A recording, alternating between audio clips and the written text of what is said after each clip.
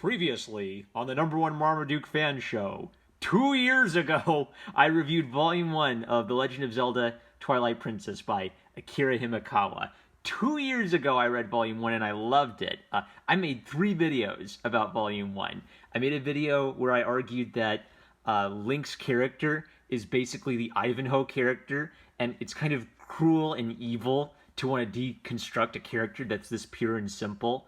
I think I did a video focusing on the art and a video focusing on the story. So my spoiler-free review of this series so far is it's Akira Himekawa's best manga. It's so good. Like, I played the game, so I probably bring some of that context to it. But it's so good even if you haven't played the games. I think you should read the Himekawa manga in general, because they're just solid books. But even if you read their earlier works and you weren't that big on them, the Twilight Princess series basically is it's one of the reasons it's their best work is they're actually allowed to kind of stretch out the story a little bit and expand past 1 or 2 volumes, rather than having to super condense everything. And I think they generally do a really, really good job of spotting some of the, story beats that are in a video game, they're stretched out. You might find some of these story beats in cutscenes or, running around talking to random villagers. They have a really good sense for picking up those beats and then expanding upon them so that you actually get a solid narrative adaptation. In a video game, you're running around exploring, you feel like you are the character, you learn about the world through the character's eyes, but in a narrative, you have to build things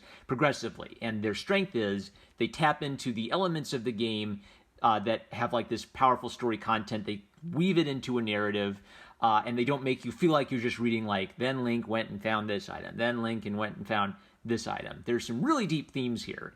And the book I'm actually thinking about is Stephen Crane's The Red Badge of Courage. I actually read the books they made me read and write book reports about in high school. So The Red Badge of Courage is basically, I think his name is Henry Fleming. Henry Fleming flees battle like a coward, and he basically spends the whole book deeply feeling ashamed of himself, abiding gut-wrenching shame, and then he gets a chance, he dreams of a chance to redeem himself, and when you know it, he gets a chance to redeem himself. So, this is, if book 1 made me think of Ivanhoe, book 2 is making me think of The Red Badge of Courage, because this is basically Link getting his butt kicked and feeling ashamed of himself the whole book, and building his character. It's great. Alright, that's the spoiler-free review. Spoilers start now. Spoiler, spoiler, spoiler, spoiler, spoiler, spoiler, spoiler. So in Volume 1, he gets his arm lobbed off in his first fight and left for dead, face down in a puddle of water. Oh my gosh! And one of the reasons that has such a gut punch to it is nothing like that happens to you in the games. And if you're good at the games, you probably could I think I beat the Twilight Princess without dying once. It seemed pretty easy to me. And Akira Himekawa's work generally has this really kid-friendly vibe to it. So to see, Link getting his arm lobbed off and left for dead, just face down, what, you fail, game over. That was a real gut punch. And Volume 2 is picking right up on where that theme left off. Now, I want to fast forward to the end, actually, because Akira Himekawa is the collaboration of 2 women, A. Honda and S. Nagano. Together they've created 10 manga adventures. This was serialized digitally in Shogakukan's Manga 1 app, and their comment's kind of interesting. Volume 2, Twilight Princess is out. The series once ran in a children's magazine and had to be complete at 1 volume, but this time is different. The story has progressed, and, as of the 2nd volume, Link finally has his green clothes. Please cheer for Link here at the beginning of his long and hard journey. So, I think them getting to lengthen things out a bit was kind of the magic sauce they needed to take it to the next level. And, the first 10 are really fun, they're great kids books, and this is them basically making art, I think. So I'm going to do spoilers for Volume 2, and I'm going to talk about art and narrative stuff that's really speaking to me in this, and maybe call your attention to a few things. So the first kind of artistic trend I noticed is the artist is obviously using black and white, but black and white and gray in different ways to evoke very different ideas. So often really simple, thin contour lines on white are used for kind of good people, kind of calm, pleasing, peaceful scenes. And then what would this be? Heavy chiaroscuro, light and dark shadow with heavy blacks is used for evil characters and for like scenes of danger. They also use kind of like digital effects. Like some of it's a little cheesy, like this brick effect is kind of obvious, but they will kind of use an overall kind of painterly gray throughout everything, which is kind of appropriate because of the Twilight theme. And then they'll juxtapose like the simple lighter elements and the darker elements against the gray to always give things different punch, different weight, and kind of weave different styles together in a really nice unified way. Like later, hopping ahead, they actually expand on Zelda's character a little bit, and you can see how everything's lighter and brighter here. The Zelda of Twilight Princess, I kind of nickname her French Zelda or cheese-eating surrender monkey Zelda. If you don't know, in all of the games, it's a different Link, a different Zelda, and maybe a different Ganon. So, of all the Princess Zeldas, the Twilight Princess Zelda is one of the most blank slates. They don't use her that much in the game, so I kind of appreciate that they're digging into her a little bit. And there's this interesting idea where if you look at your shadow, the shadow turns and looks at you. If the princess looks at the shadow notices the princess, is the story like her caretaker or her father tells her. So the darkness is being used as kind of like a primal metaphor for fear, the unknown, evil itself. And what kind of touched me there is evil in this book is kind of this palpable, self-existent, eternal thing, where even if you look at it, it'll come and rip your head off, which is exactly the problem that Link is going through. So Link and Zelda have this nice parallel where both of them are motivated by shame. Fast forwarding, here's another like artistic element thing. So Midna's character is one of the most interesting in the games, and they nail her. So she's kind of sadistic. She's very funny because of how cruel and teasing she is towards Link, and there's a power play between them where she's clearly in the position of power, but what she's kind of not secretly letting on is that she actually does need Link's help. So it's when I played the game, I hated her guts at first because she was basically calling me a loser, and then over time you realize she's this mysterious and interesting character. She's this useful character, and one of the best characters in the games, and they're nailing that. But I also noticed how like they all will use detail work in certain kind of like money shots to, you know, really get you immersed in this big splash page. And then other places they're going to be using more simple black and white ideas. So now Link has been turned into a wolf, and that's like a magical element. But he's also deeply ashamed by trying to save his friends and failing and losing. And he didn't really do anything wrong. He acted heroically. The older guy like told him, you know, buck up, you got to face your fears and help the children. He's kind of got this great big brother character to him. Oh, hello, Luna. Best pet in comics, Twitter, and YouTube. So kind of unlike the Red Badge of Courage, he's never acted like a coward, but he's failed. And he's still trying to deal with the crushing weight of his failure. And being turned into a wolf is kind of like the literal magical manifestation of that. So shame and honor is a repeating theme throughout this. So he meets with Minda, and she basically tells him to sit pup, right? She has got no respect for him, and this will continue. I marked this page because here's some more like interesting artistic elements. So like the crazy monsters, a solid black shadow, and a bright white highlight against a white backdrop. Here I was noticing how positive and negative space was being used. So a strong shadow along the side here, bright white highlight of her face, but also a bright white background, which means that the negative space has a lot of pop against the dark shape of her arm. You come into here, there's another negative shape, and there's the line of her body doesn't come all the way down, so your eye can kind of travel through this. It's like the fill bucket in Photoshop. If the fill bucket in Photoshop could go through that, then your eye can go through it. Maybe if it's a little few pixels wider than that. But that's your body, which means that actually something abstract is being done to depart from reality to kind of like weave you through this page a little bit. Her leg is actually supposed to be going down behind Link, but because it's terminating here, you know, your eye kind of travels through that, and that's kind of interesting, and then it kind of identifies her arm as an abstract shape, and that's kind of interesting. A little departure from reality to give everything a little bit more oomph and a little bit more mystery. And again here, so the recurring theme is gray, heavy blacks, heavy lights, all weave together, where normally if you have two things that are drawn very differently, they don't look like they go together.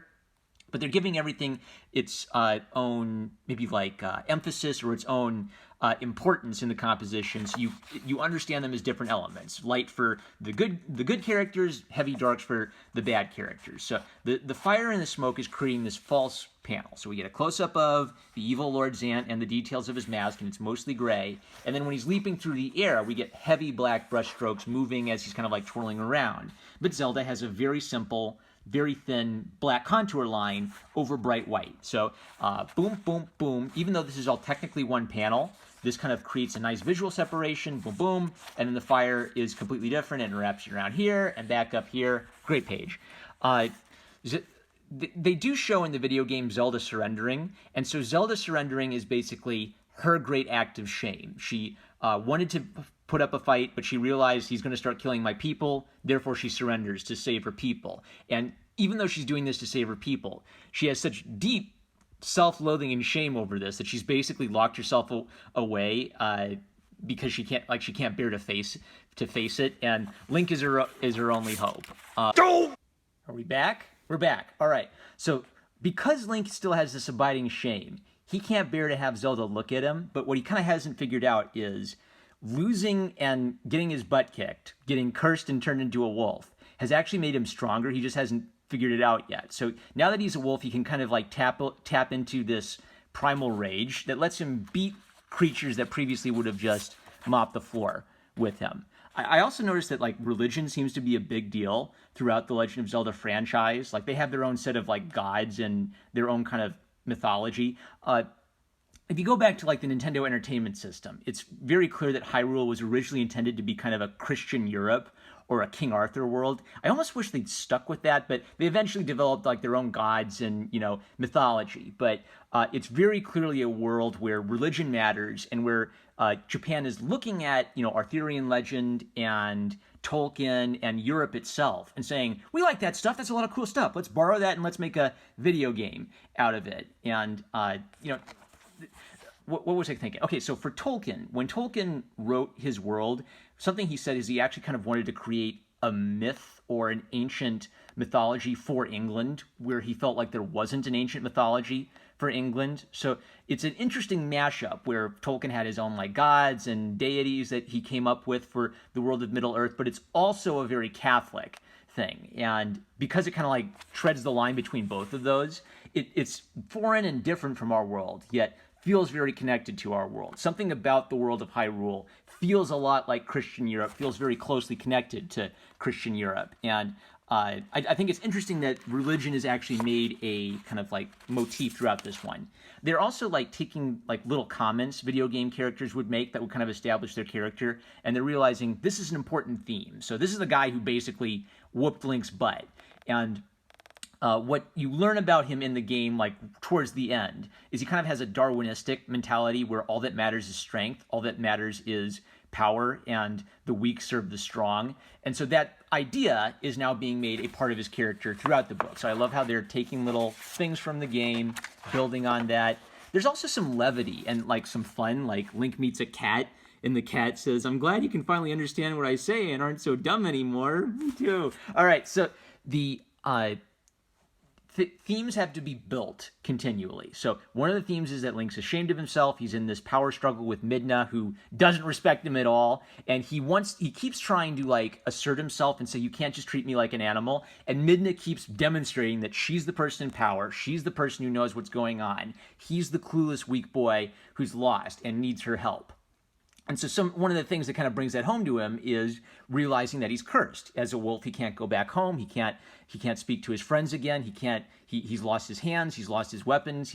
He's lost his human dignity, essentially. Yet, after he's been turned into a wolf, he has this opportunity to learn. He learns about the animal world, the laws of the jungle, basically, and he's on his route to reclaiming his humanity. Now, the motif keeps happening where he does something heroic, he fights the bad guy, he loses, and he gets shamed. The Monkey King puts a rope around his neck and walks him like a dog. Because Link is lost, he hasn't figured out who he is yet or what he's supposed to do. he's not just running in and winning instantly. And even after he finally does win the day, it's like he carries that shame with him around wherever he goes. This is like protagonist writing 101. Now, there are little gags which add some levity to this, because this is a pretty dark story, but little things like this. If I don't beat it, all that happens is it beats me. He kind of has just like a pragmatic, well, guess I'm fighting this thing attitude to it, which is his courage. He's developing his courage without even realizing he's doing it. And he is becoming the kind of guy he needs to be to deal with the kind of threats that cut off his arm and left him for dead.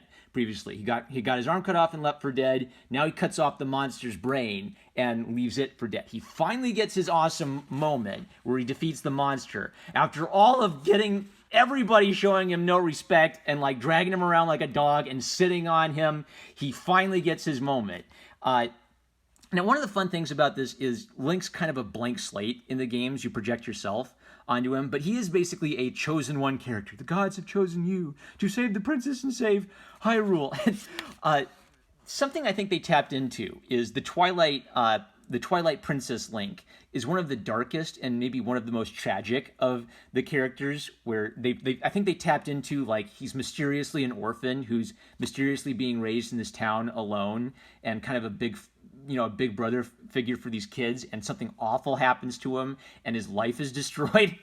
So he basically just says, I don't want this duty. I don't want this responsibility. I've just been like trying to stay alive this whole time. Does that sound like a hero to you? I don't want this responsibility. Oh, that's so great. All right, little extra. Princess Zelda as a child. As I worked, I thought that the bright courtyard with water pots and bathed in light might be one of the young Princess Zelda's favorite spots. What's the 5th month? January, February, March, April, May 2016.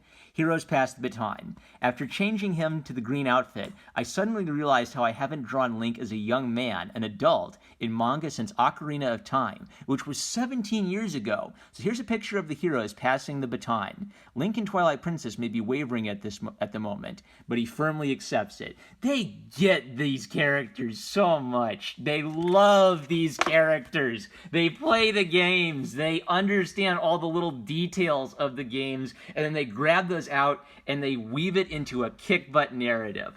I love this manga. Highest recommendation. I'm #1 Marmaduke fan. Love you guys. Like, comment, subscribe, and I'll catch you later.